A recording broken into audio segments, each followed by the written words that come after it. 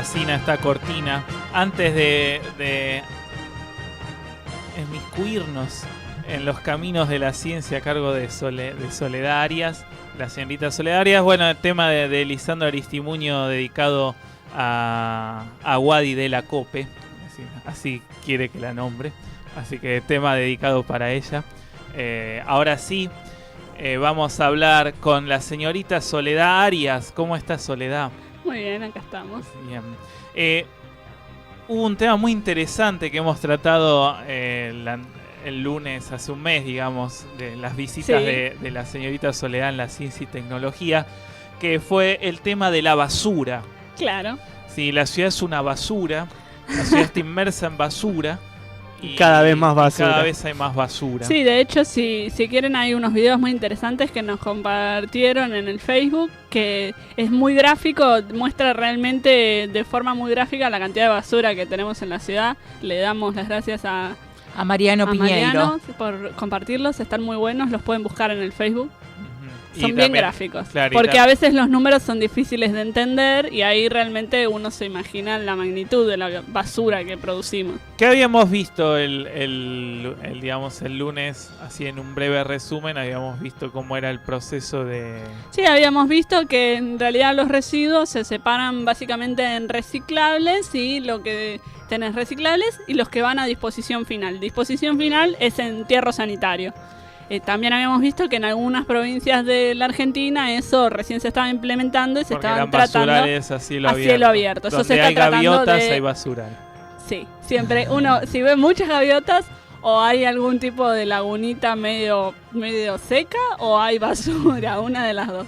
Pero bueno, y lo que nos había quedado pendiente de recomendarle a los oyentes que tengan interés en esto, qué pueden hacer desde sus casas, teniendo en cuenta que algunas de las respuestas municipales son un poco deficientes en este tema. ¿Qué puede hacer uno desde su casa? Siempre se habla de la separación de residuos en origen. Sí, yo me considero un ser humano que no respeta la separación de residuos. Sí, es que es difícil. En un punto también uno tiene que estar muy atento. Culpable. Es que es como que uno tiene que tener realmente muchas ganas de hacerlo, porque tenés que estar todo el tiempo pendiente, porque no podés confundirte y tirar una cosa de un lado al otro. Pero también existen distintas maneras de separarlas, algunas más fáciles que otras, porque por ejemplo quizás uno no sabe qué cosas son reciclables y qué no. Si uno realmente tiene muchas ganas, puede estudiar cada uno de los materiales que usa en su casa, cuáles se pueden reciclar y cuáles no, y separar por reciclables y no reciclables. Eso sería lo mejor de lo mejor, digamos. Sí, cosa que también uno tiene que dedicarle tiempo. Es casi claro. como Después hay otra recomendación un poco más fácil para uno, que además es mucho más cómodo en la casa, es separar lo húmedo de lo seco.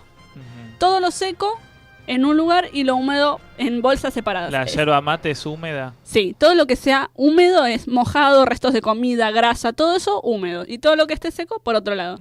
Entonces, ¿eso qué facilita? Vos no sabés cuáles son los reciclables, pero muchas veces los recolectores urbanos sí lo saben, abren las bolsas de seco y pueden separar. Y además lo húmedo, vos lo podés descartar en menores cantidades por día, y lo seco tener una bolsa más grande, y eso te ahorra un montón de olor.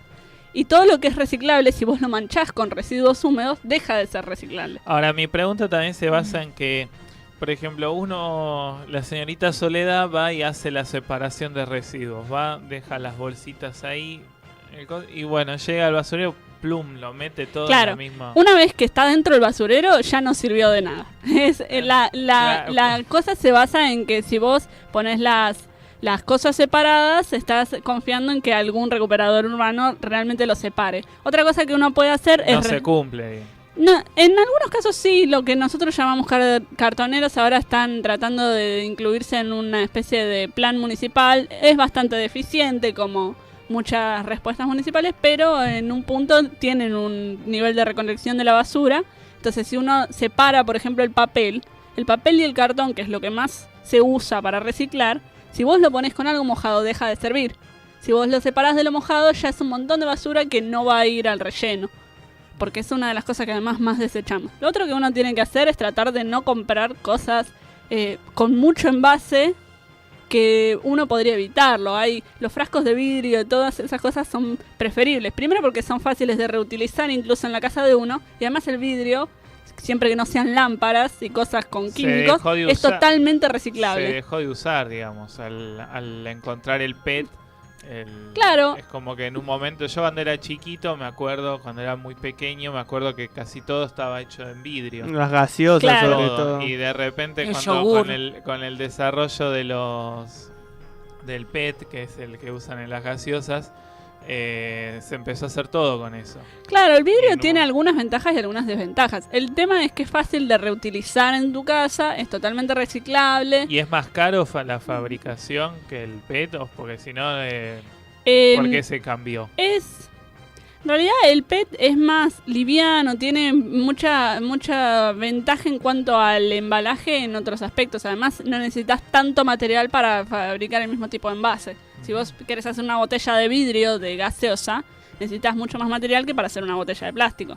Y así también sirve para la durabilidad, pero eso depende de estrategias de mercado de cada empresa. Eso no es necesariamente específico. ¿Sabés qué vi, Soledad? Maceteros de botellas de plástico. La abrieron, la botella de Coca-Cola, la grande, y pusieron tierra y sembraron plantas.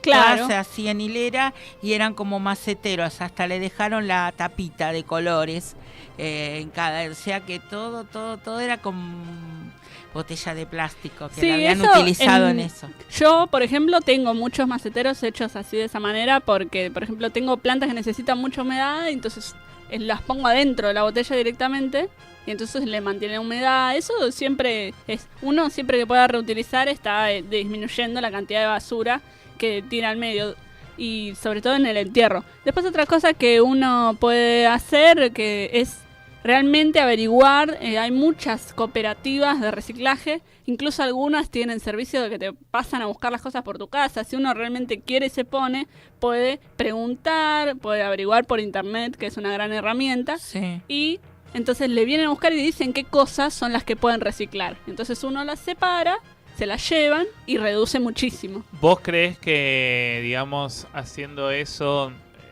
digamos, vos lo ves que esto puede prosperar o ves que esto va a llevar muchos años? Yo creo en que la conciencia, digamos, social de la sociedad, ¿no? Sí, es una pregunta difícil. Yo creo que asumamos ese rol de decir, el día que las empresas se den cuenta de que es muy rentable el negocio del reciclaje, ahora, todo el mundo va a estar salvado. Y de hecho es un negocio rentable, pero no a los niveles que busca una multinacional quizás. Por eso es muy importante algunas de las leyes de responsabilidad extendida del fabricante, que tienen que hacerse cargo del producto desde que es comprado hasta que es desechado. También la disposición final del residuo, eso es muy importante en mi opinión. Y además la conciencia de la basura tiene mucho que ver con esa cuestión de la cultura del consumo. Uno está muy acostumbrado a comprar las cosas y una parte se tira, una parte de lo que uno está comprando lo tira todos los días. Cualquier cosa que uno compra tiene una parte que la termina tirando. Eso es difícil de entender y darse cuenta y tenerlo en cuenta porque es ¿qué vos decís, muy social. Por ejemplo, comprarte una botellita y dejarla a la mitad y tirarla? Ni siquiera, aunque vos te la tomes toda. Hay una parte de lo que vos compraste que igual la estás tirando, siempre. Sí. Todo lo que vos compraste tiene una parte que la tirás. Sí, el envoltorio de un paquete de y eso chocolate. No está dentro de los planes de educación social. Muchas veces uno escucha las campañas de cuidar el agua, que es muy famosa, todo el mundo lo tiene en cuenta. No todo el mundo lo hace, pero todo el mundo la conoce. Y la de la basura, sí, pero del reciclaje. No te dicen trata de usar menos basura, o sea, trata de generar menos basura. Está en la consigna de las 3 R's en las Naciones empresas también Unidas. Entienden que son conscientes de eso. Sí, es que eso es negocio también. Claro, es negocio la basura. Lo que pasa es que ahora en las Naciones Unidas la consigna es las 3 R, se llama reutilizar, reciclar y reducir. Creo que no era en ese orden, pero bueno, son esas 3. Entonces, reducir en realidad debería ser la primera. Reducir es lo primero que tenés que hacer, pero es lo más difícil también. Sí, digamos, todo parte del, digamos, el comportamiento individual de cada uno. Claro, Eso depende genera- mucho de eso y también de cómo está pensada, digamos, la economía. La economía está pensada en que tenés que aumentar la producción para crecer económicamente. Y eso influye. Y Más así basura. se genera esta cuestión del consumo desmedido. De hecho, los países que más basura producen son justamente los más económicamente avanzados, digámoslo así. Y entonces tiene una relación directa. Es difícil de revertir. Pero si toda la gente se pusiera, uno podría. Tema interesante tratado por la señorita Soledad Arias de Ciencia y Tecnología. Antes de cerrar, tu opinión sobre lo que va a pasar hoy a la madrugada, el día martes a la madrugada sobre, Esta noche. claro, la luna de color rojizo. Es un fenómeno muy interesante. Yo tuve la suerte de haberlo visto hace ya unos cuantos años. Era muy pequeña, pero es lindo. Es lindo verlo con alguien porque si uno es chiquito y está solo da miedo.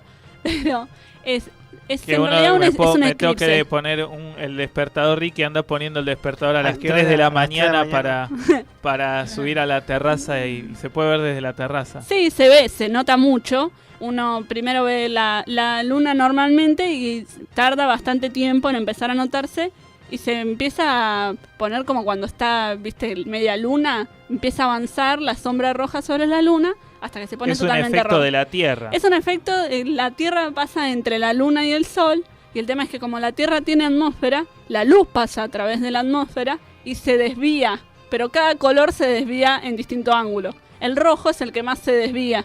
Entonces es el único que le pega a la... Hecho puramente físico. Claro, es el único que le pega a la luna porque todos los demás se desvían menos y no le alcanzan. ¿Cada cuánto Si no ocurre? sería tipo multicolor. Sí, sería como Sería un algo muy arcoíris loco. lunar, sería muy raro, pero la luna tendría que ser demasiado grande, no, Claro.